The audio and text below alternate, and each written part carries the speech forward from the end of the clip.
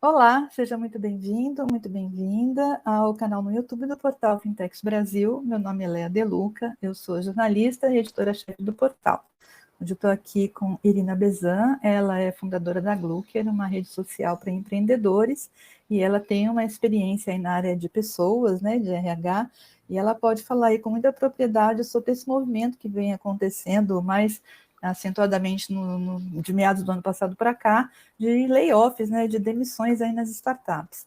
E ela vai focar também, depois a meu pedido, sobre o segmento de startups especificamente. Então, em primeiro lugar, Irina, eu queria agradecer pelo seu tempo, muito obrigada por estar aqui, por compartilhar aí da sua experiência, seus conhecimentos com os nossos ouvintes aqui.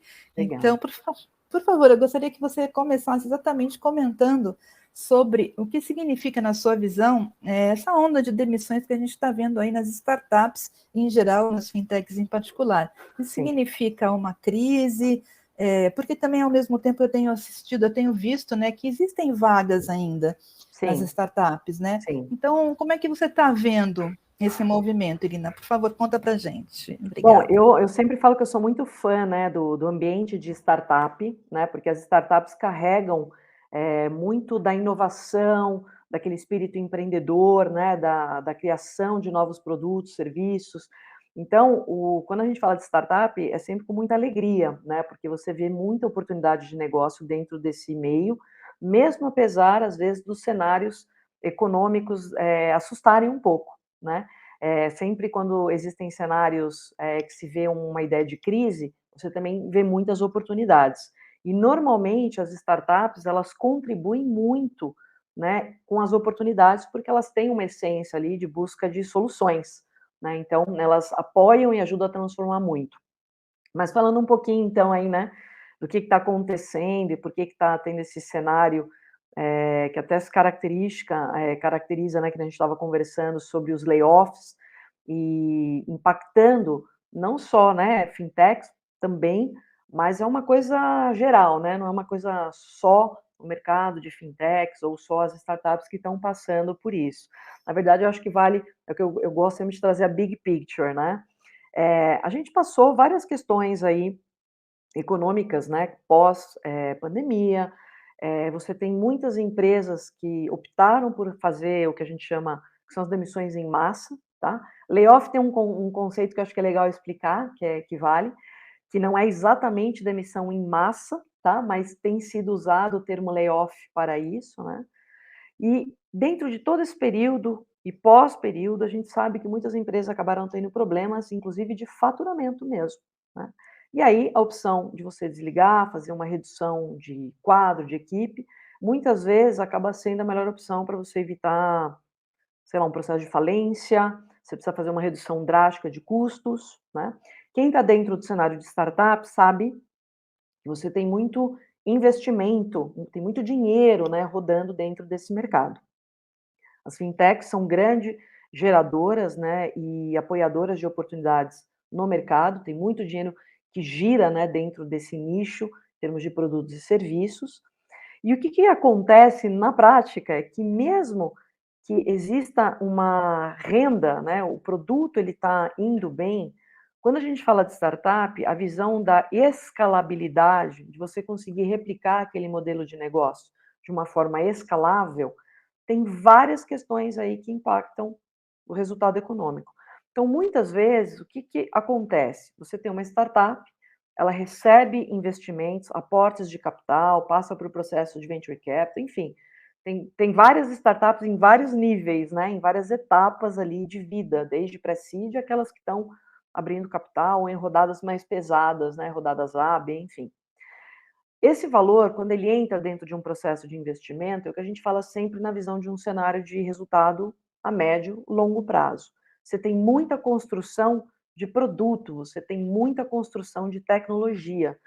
E principalmente no mercado de fintech, para mim, fintechs são é um exemplo incrível de uso de tecnologia, né? São as empresas mais tecnológicas, inclusive pela minha experiência, né, dentro do mercado de recrutar e selecionar talentos também em tecnologia, você vê muita vaga aí, tá? Muita oportunidade.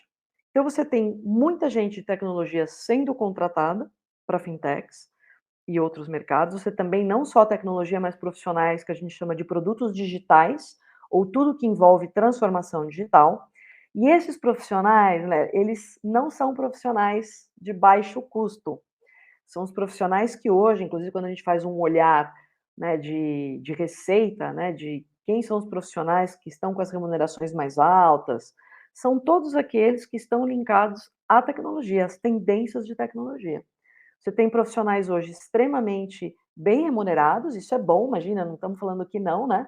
Mas você tem um processo que está vindo assim no mercado, onde lei da oferta e da demanda, como esses profissionais estão sendo muito disputados, até pelo know-how, né, da tecnologia, você tem muita tecnologia nova, são poucos, às vezes, que detêm aquele conhecimento, então a turma vai ficando cara.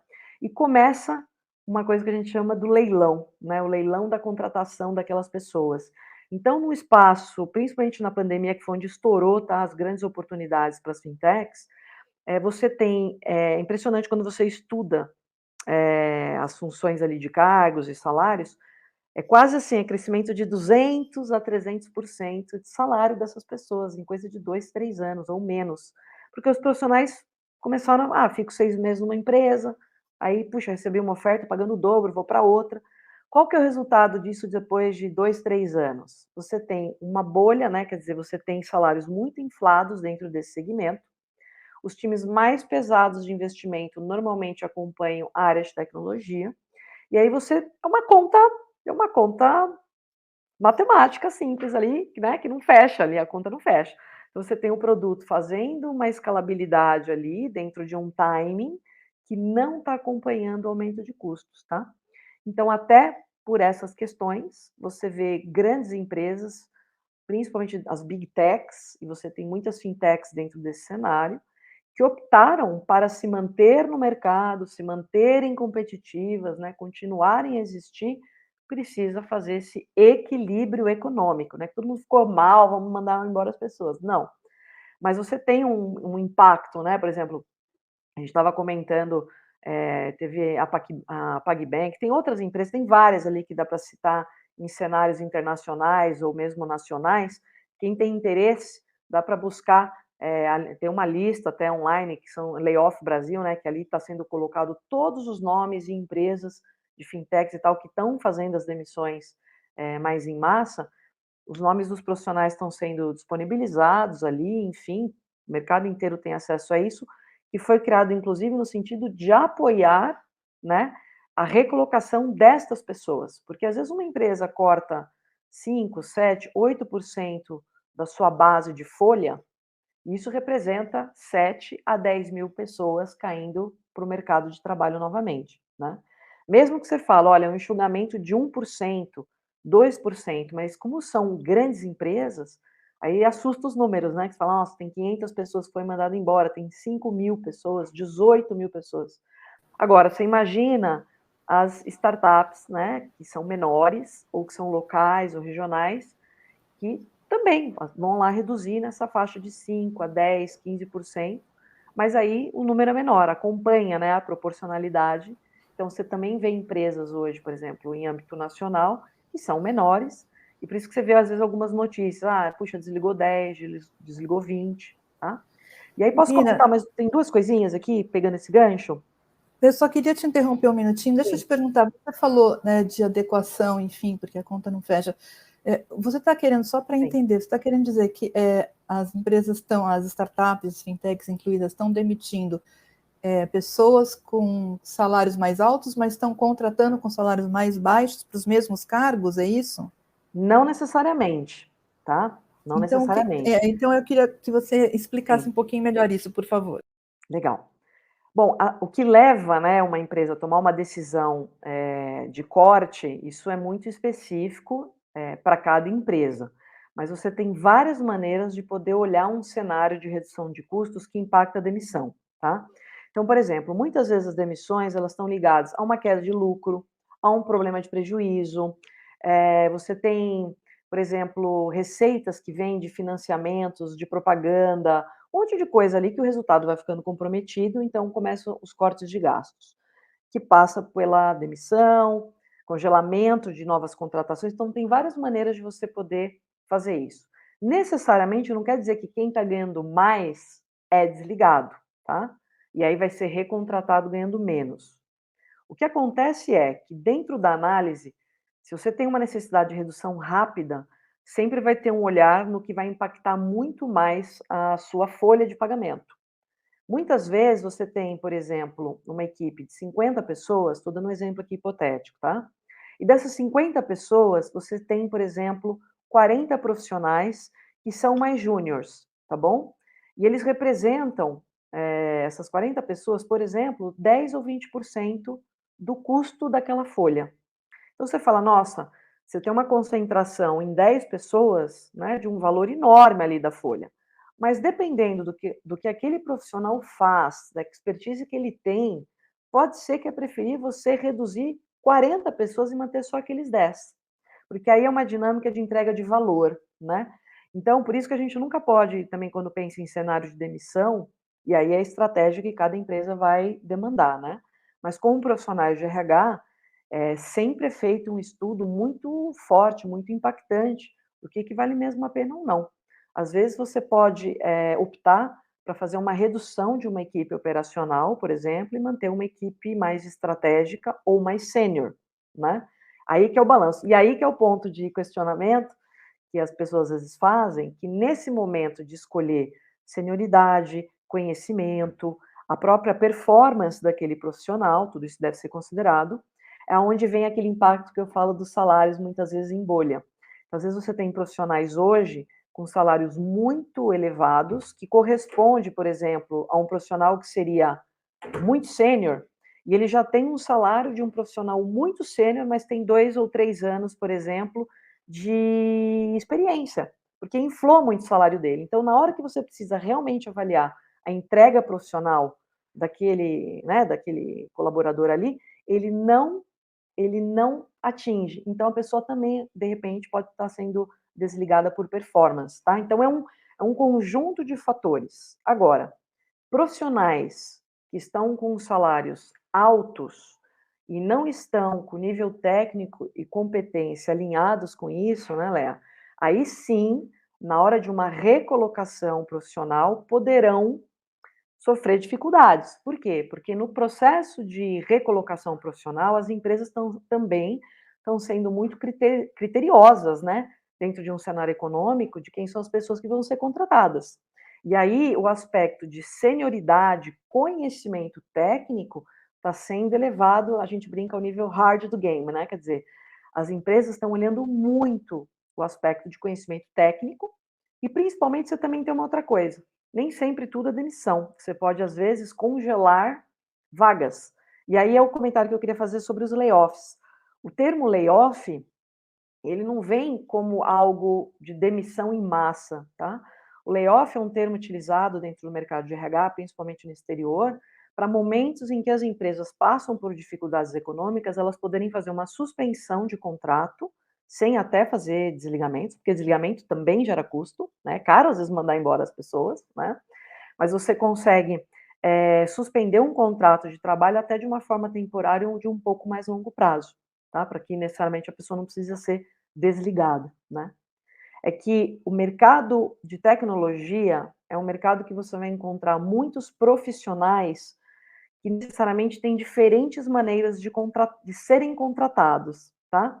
Alguns são contratados dentro, por exemplo, de uma legislação como a CLT, que são contratos trabalhistas, que tem um tipo, né, de procedimento nos processos de demissão. Você tem muitos profissionais, principalmente em tecnologia, contratado como pessoa jurídica, ou seja, ele presta serviço, às vezes não só com exclusividade, ou mais focado ali em hora trabalho, que é um pouco mais fácil, né? Porque aí é uma rescisão de contrato com o fornecedor, tá? Então, tudo isso é possível. Agora, aí é onde a gente fala do potencial da startup em mercados empreendedores, né? Você muitas vezes não, até se você analisar por histórico, é um pouco isso. Quando você tem muita gente caindo para o mercado de trabalho, perdendo seus empregos e tudo mais, por lei de oferta e demanda, você começa a ter muita gente no mercado à disposição para ser contratado. Então, o que está acontecendo agora é uma inversão do que era, né? Estava todo mundo sendo muito disputado, e agora você tem uma gama de profissionais buscando trabalho. E aí as empresas, elas começam a ser muito seletas. Você Exatamente isso que eu tem... ia te perguntar agora, a É, sua empresa, né, da sua rede é, de empreendedores. Então, eu ia te perguntar exatamente isso, Irina. Como é que sim, você tá sentindo esse aumento aí de procura por empreender por parte dessas pessoas que sim. estão sendo desligadas das startups? Sim, inclusive é um campo de oportunidade muito grande, né? Porque por isso que eu falo, o cenário de crise também tem oportunidades, né? Então, por exemplo, principalmente dentro do mercado de fintech, que aí também tem um aspecto de concorrência, né? O seu produto tem que ser bom, o seu serviço tem que ser realmente muito diferenciado. Por quê? Os mercados de fintech, principalmente, eles têm um aspecto de quantidade de vagas surgindo, que é muito importante, mas você tem muita vaga, por exemplo, que oferece uma redução de salário, é importantíssimo ali, mas está oferecendo outro tipo de serviço, outro tipo de negociação. Por exemplo, equity, stock options. Então, o profissional de tecnologia, ele é muito importante para a construção de uma startup, porque a startup, ela tem como base, né, a tecnologia e a escalabilidade de produtos e negócios aí. Então, você tem um campo de oportunidade bacana. E como eu tenho a Glucker, né, e ela é uma rede de empreendedores, você começa a ver o movimento das startups buscando ou investidores, ou buscando, por exemplo, co-founders, né, ou mesmo executivos para se colocar num papel de CTO, programadores, para fazerem parte de uma sociedade, para daí poder construir um produto em conjunto, entendeu? Algo em conjunto. Então, isso sempre vale a pena, né? O mercado, quem tem a veia de empreender, é muito legal. Por isso que lá na Glucker a gente criou os testes de assessment, inclusive para empreendedores, né? Porque empreender é um desafio em qualquer lugar do mundo, né? E quanto mais o empreendedor ou quem deseja empreender desenvolver autoconhecimento, por isso que a gente tem os testes de competência, DNA empreendedor e até mesmo de fit cultural, isso ajuda as pessoas se autoconhecerem e também buscarem oportunidades muito mais alinhadas, né, com o que elas desejam, o que elas querem realizar. Tá? Eu queria te perguntar, assim, para terminar, se você pode me contar um pouco da sua experiência antes da Glucker, como é que foi que Sim, surgiu a Glucker, por favor? legal. Bom, a parte da minha carreira corporativa de muitos anos, né, dentro do mercado de HR Techs, de RH, que traz esse know-how muito legal, eu sempre fui mentora e participante de programas de aceleração. Então, eu já respiro esse mercado de startups há bastante tempo, que é um mercado incrível de inovação, de oportunidades e de tecnologia, que é uma coisa que me interessa muito, gosto muito e sempre procurei estudar. E dentro desses programas de aceleração, um dia eu resolvi acelerar uma ideia também, que acabou se transformando na Glucker. Existem sócios e co-founders também nesse processo.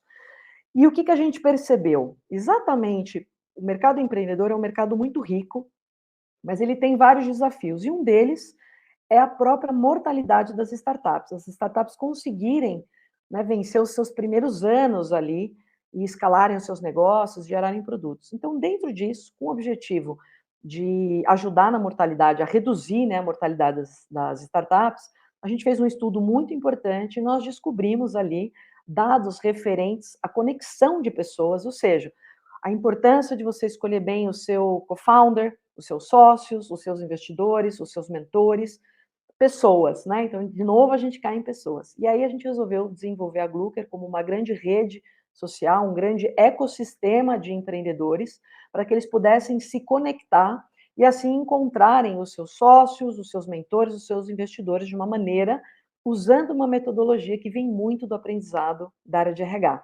Então, nós desenvolvemos o que a gente chama de matchmaking, né? Que são os matches, que são os encontros, de perfis com base em comportamental, em conhecimentos técnicos, e eu acho que o grande diferencial é que a parte da rede social, que é muito legal, porque imagina a quantidade de pessoas que você conhece, né, dentro da rede se conecta, também te coloca em contato com programas de aceleração, oportunidades, né, em empresas investidoras de venture capital, e passamos a promover coisas muito legais em termos de internacionalização e também nacionalização de divulgação para startup, que são os eventos online, no objetivo de digitalizar, né, de usar a tecnologia hoje para passar isso para o ambiente online.